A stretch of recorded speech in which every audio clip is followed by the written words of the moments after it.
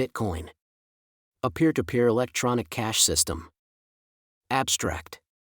A purely peer-to-peer version of electronic cash would allow online payments to be sent directly from one party to another, without going through a financial institution. Digital signatures provide part of the solution. But the main benefits are lost if a trusted third party is still required to prevent double spending. We propose a solution to the double spending problem using a peer-to-peer network. The network timestamps transactions by hashing them into an ongoing chain of hash-based proof of work, forming a record that cannot be changed without redoing the proof of work. The longest chain not only serves as proof of the sequence of events witnessed, but proof that it came from the largest pool of CPU power. As long as a majority of CPU power is controlled by nodes that are not cooperating to attack the network, they'll generate the longest chain and outpace attackers. The network itself requires minimal structure. Messages are broadcast on a best effort basis, and nodes can leave and rejoin the network at will, accepting the longest proof of work chain as proof of what happened while they were gone. 1. Introduction.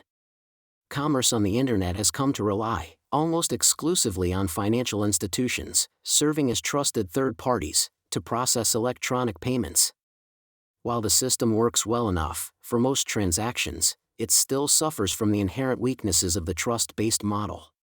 Completely non-reversible transactions are not really possible, since financial institutions cannot avoid mediating disputes.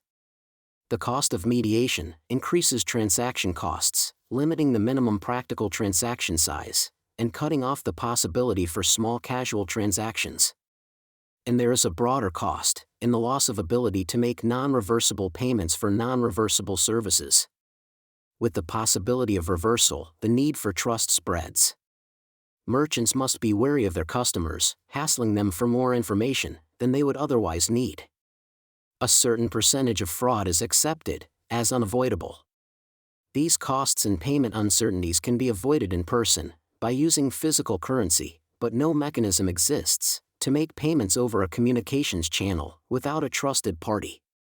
What is needed is an electronic payment system based on cryptographic proof instead of trust, allowing any two willing parties to transact directly with each other without the need for a trusted third party.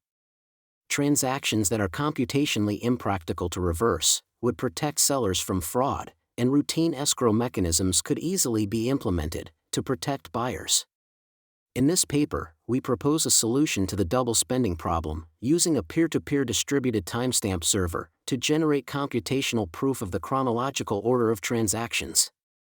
The system is secure as long as honest nodes collectively control more CPU power than any cooperating group of attacker nodes.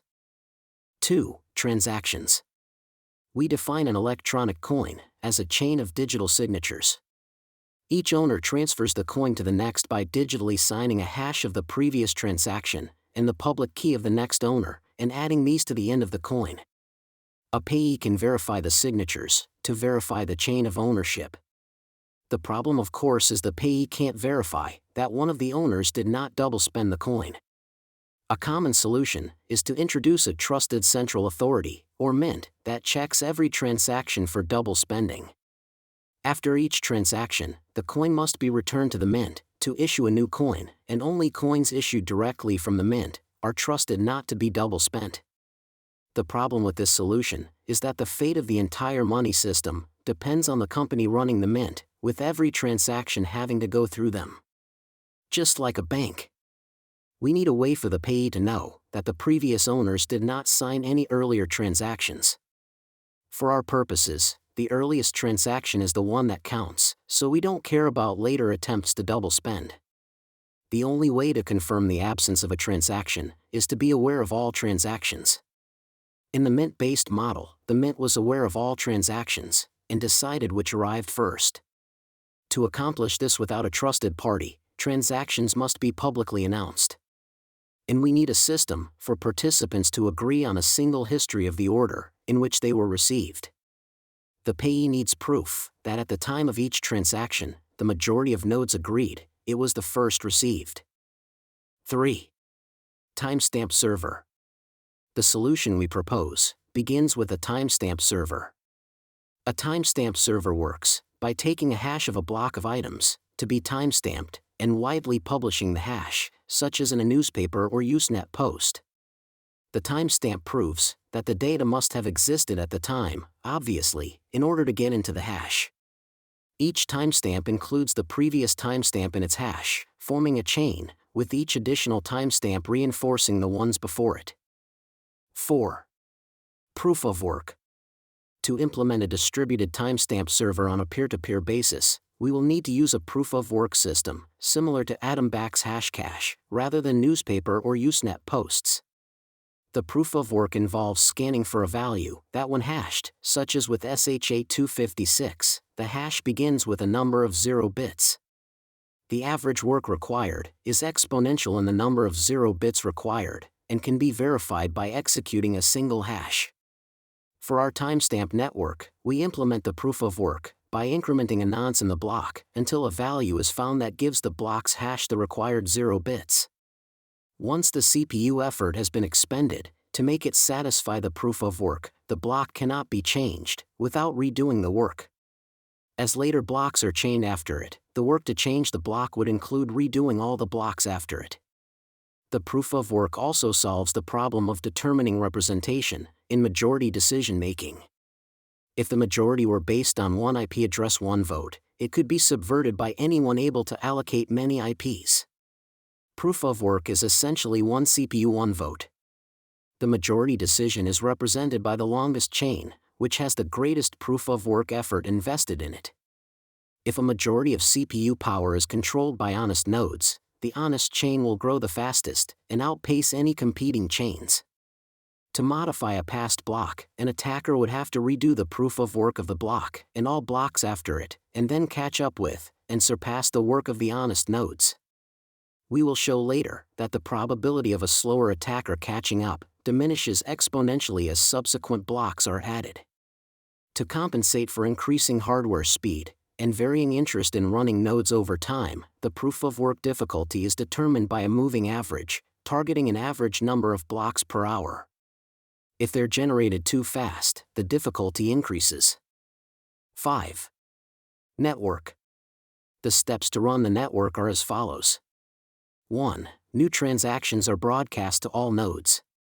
2. Each node collects new transactions into a block. 3. Each node works on finding a difficult proof-of-work for its block. 4. When a node finds a proof-of-work, it broadcasts the block to all nodes. 5. Nodes accept the block only if all transactions in it are valid, and not already spent. 6. Nodes express their acceptance of the block by working on creating the next block in the chain, using the hash of the accepted block as the previous hash. Nodes always consider the longest chain to be the correct one, and will keep working on extending it. If two nodes broadcast different versions of the next block simultaneously, some nodes may receive one or the other first. In that case, they work on the first one they received, but save the other branch, in case it becomes longer. The tie will be broken when the next proof-of-work is found, and one branch becomes longer. The nodes that were working on the other branch will then switch to the longer one. New transaction broadcasts do not necessarily need to reach all nodes. As long as they reach many nodes, they will get into a block before long. Block broadcasts are also tolerant of dropped messages. If a node does not receive a block, it will request it when it receives the next block and realizes it missed one. 6. Incentive. By convention, the first transaction in a block is a special transaction that starts a new coin owned by the creator of the block.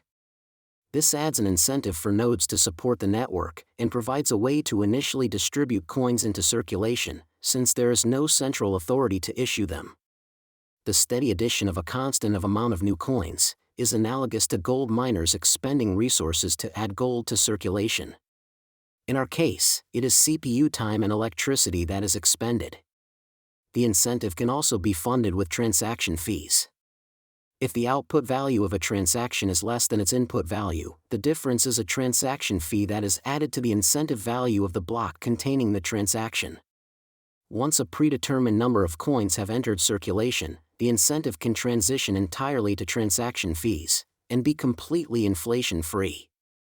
The incentive may help encourage nodes to stay honest.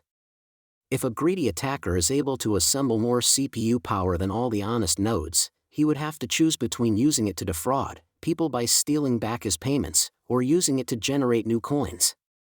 He ought to find it more profitable to play by the rules. Such rules that favor him with more new coins than everyone else combined, than to undermine the system and the validity of his own wealth. 7. Reclaiming disk space. Once the latest transaction in a coin is buried under enough blocks, the spent transactions before it can be discarded to save disk space. To facilitate this without breaking the block's hash, transactions are hashed in a Merkle tree, with only the root included in the block's hash.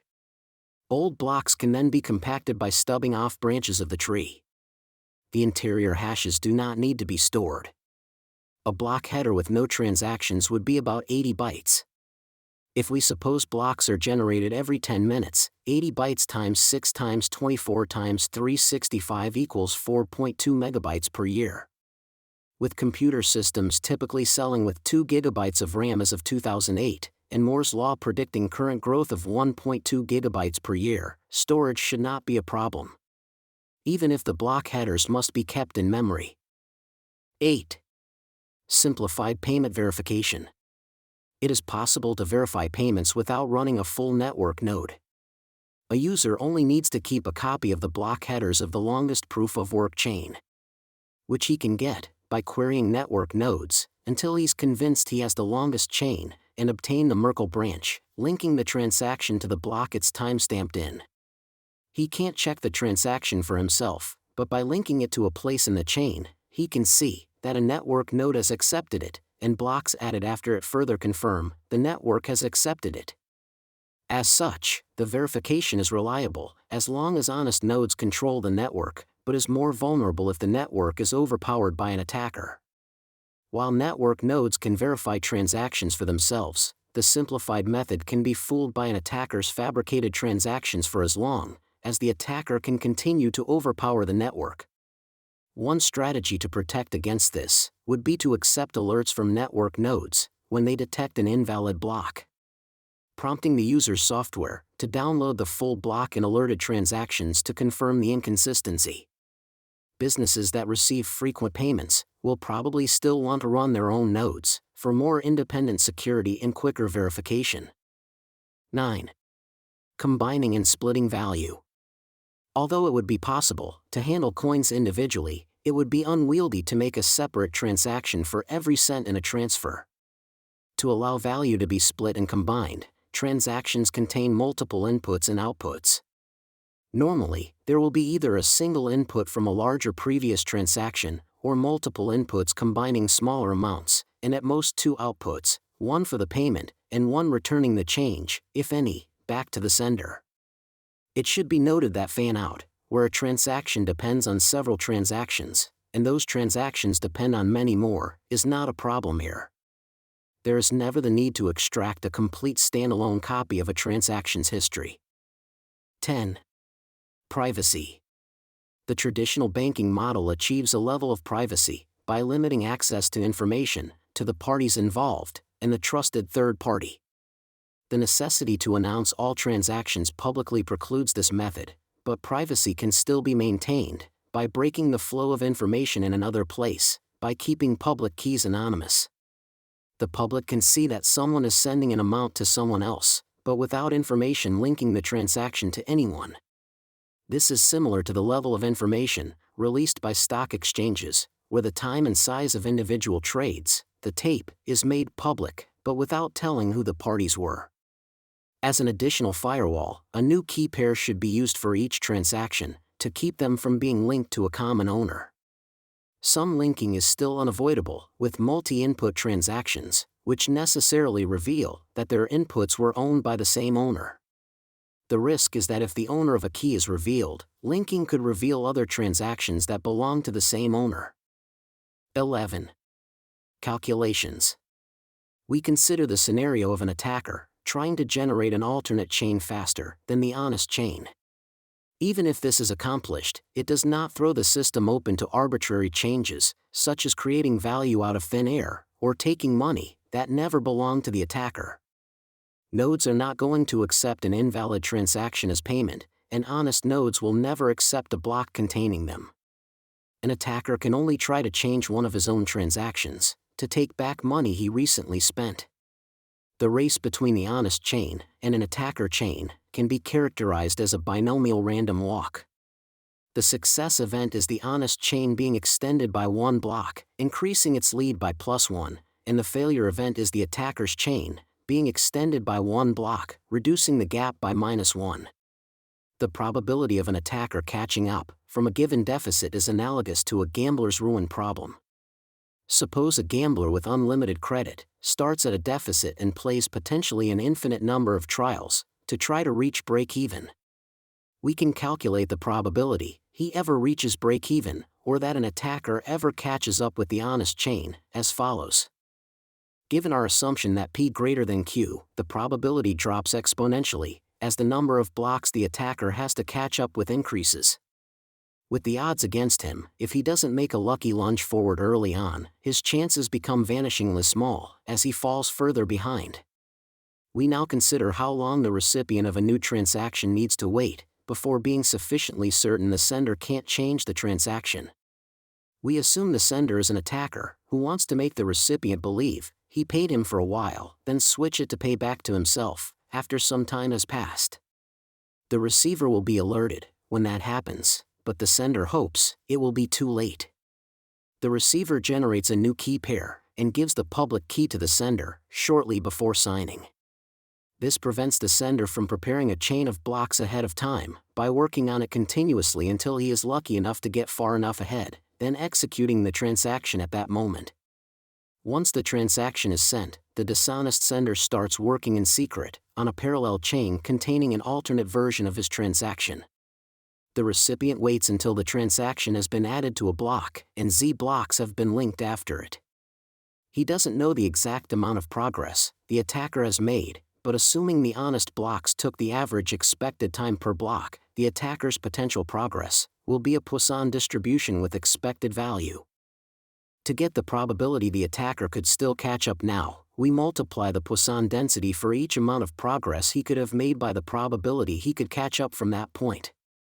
Rearranging, to avoid summing the infinite tail of the distribution.